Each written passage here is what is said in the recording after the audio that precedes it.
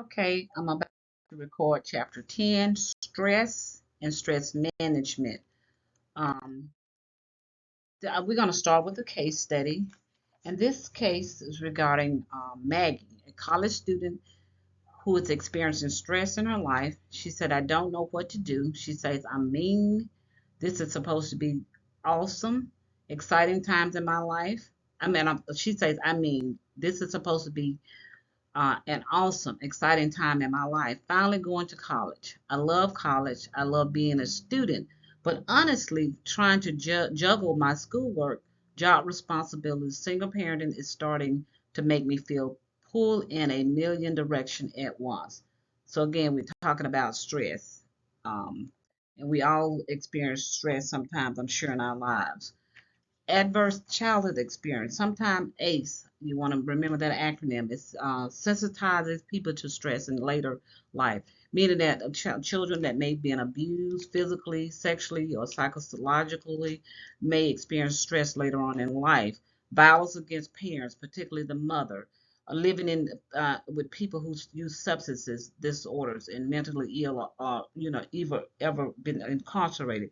So these are all some things that could sensitize people to stress later on in life. So we always talk about the environment, how the environment plays a critical role in one's life.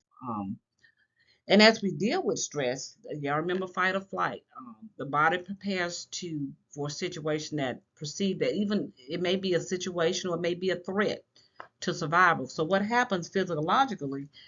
Our heart rate goes up, our blood pressure goes up, our respiratory rate goes up, our cardiac output, again, it's impacted. So again, as far as research, men and women have the same neutral responses, meaning that it affect men and women equally. So again, just think about it, something scare you or something stressful in life, your heart rate initially go up. It scares you, everything goes up.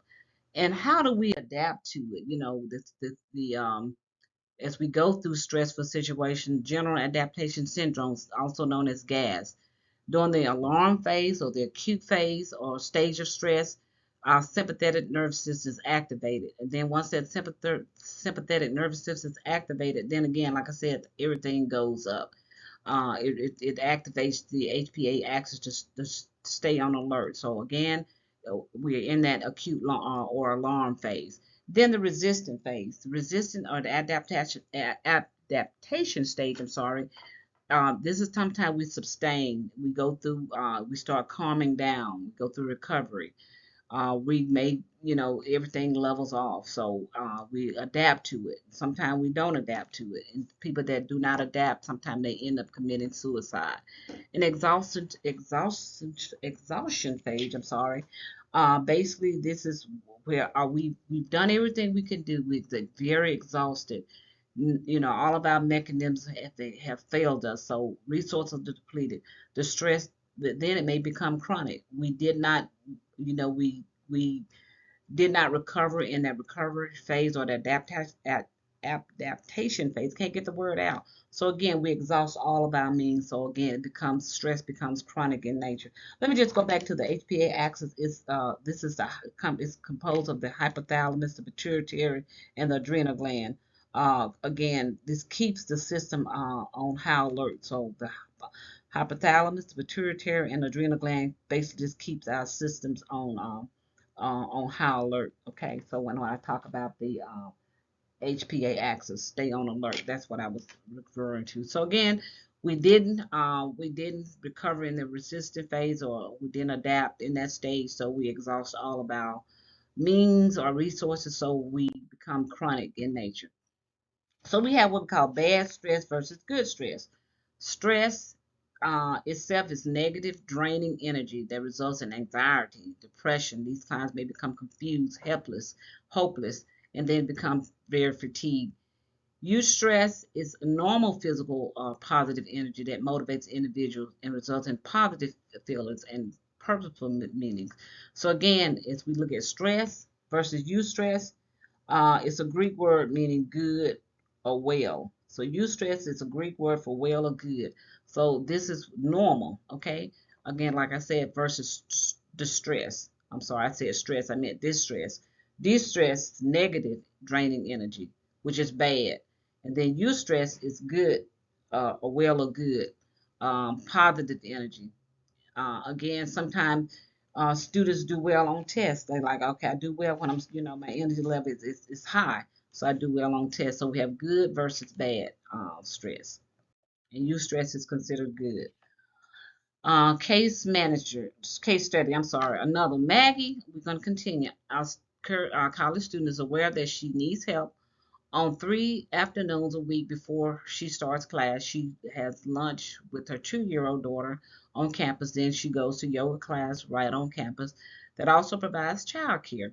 After yoga, her sister picks her daughter up and Maggie goes on to class. I'm trying, Maggie says. It's still not easy, and I still feel a bit overwhelmed, but this is at least making some differences. It starts, it's a start, a step. So again, she's getting to get some help, okay? So we want to, um, again, look at those things, those resources. So apparently she has some resources that are kicking in. So which stage of gas is Maggie most likely experiencing? Is she still in the alarm phase, or is she in resistance, exhaustion, or none of the above? So again, it's B. The resistance stage could also be called adaptation, like I said, because it's during the time.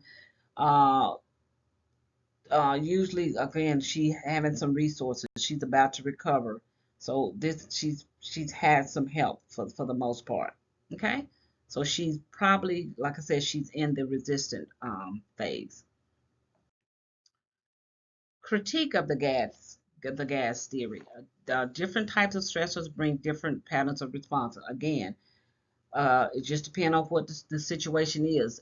It's the degree of stress that's important. Again, um, females tend to respond by tending and befriending.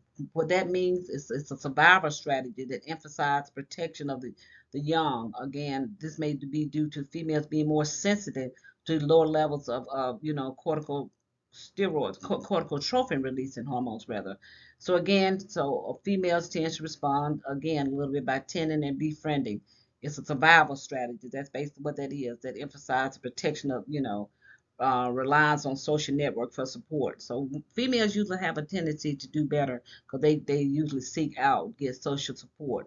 They're again, although women are they're more vulnerable to stress related disorders. So women, again, based on theory, not Dr. Davis, women can deal with stress a little bit more because they'll go, they'll talk about it more than men.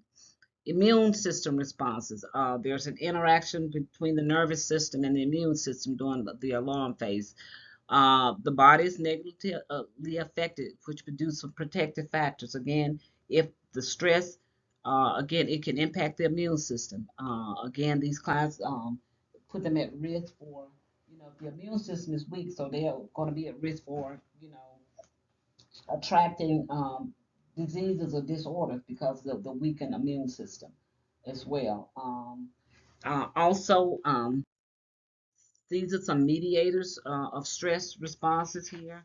And again, physiological, the environment, again, um, it's culture, spiritual values, or religion, social support, again.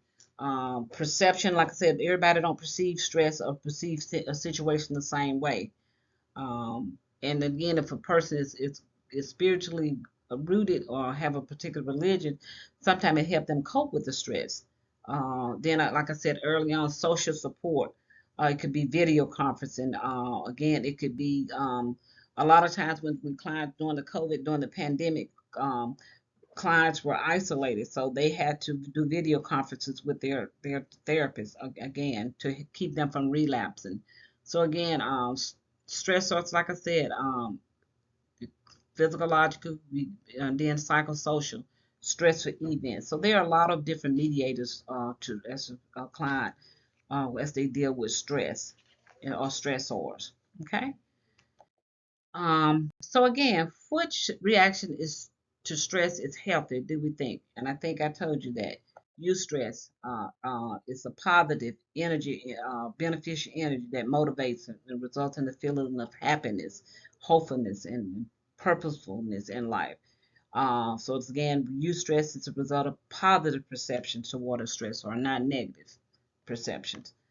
Um, So as nursing, management of stress, how nursing management, we had to assess a client's coping mechanism, their coping styles. Again, when students self-minister, how do we assess those coping styles? There are different assessment questionnaires that we can use. Not all people perceive events, or not all events are perceived to have the same degree of intensity of disrupting. Okay, like in other words, everybody do not respond to stress in the same way. Again, and then again, social support.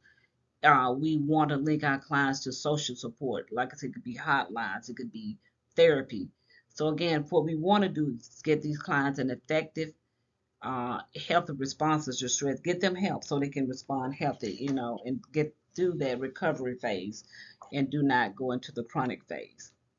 So again, there is a sometimes we can do a self-assessment. There's a real recent life change questionnaire. It tells us about ourselves, so it's good. The questionnaire equates with the stress. You can do that, and it'll tell you how much stress you're in. So it's called the recent life changes questionnaire, and that's a good tool that could be used. Again, so when we're measuring stress, I'm sorry, I need to get to the next slide. I don't have that slide in. I apologize. But anyway, when we're looking at stress, there are different tools that we can look at, and that recent life change questionnaire is one. Okay. Um, Now let's look at Maggie again. So as Maggie continues to um, develop ways to manage stress in her life, she works at developing these coping styles, as she works to develop coping styles, as much as possible. Yoga, lunch with her daughter, has become effective, and it's a healthy response to stress that also helped her with her health as well. So in the area of social support, she relies not just on her sister, but on groups, single parenting groups as well. She found on campus who meet to share things that works for them. So when you're working with a group, when you work with other individuals, social support group, it helps those people to talk about it. If those individuals are having the same issues, so it would be beneficial for her to talk with a married couple or parent, because she's dealing with single parenting. So there are four discrete personal attributes and coping style that people can develop to help them with stress. One is healthy, stimulating habits. Make sure they're medically compliant, they're eating right, and then again, they're relaxing. And then the other is life satisfaction. They're satisfied with work, families, their hobbies. They have they may have some extracurricular things they like to do, music, art, or things like that. And another discrete personal attribute, coping styles, would be social support. I already mentioned that.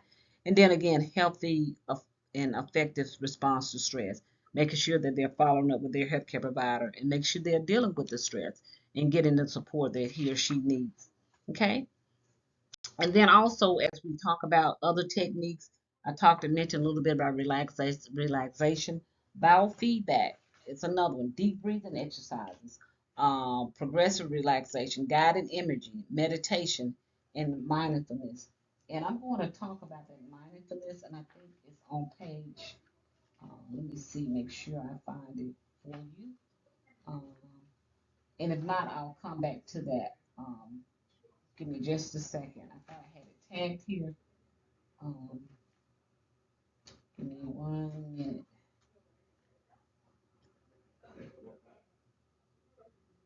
It's going to be on page 222.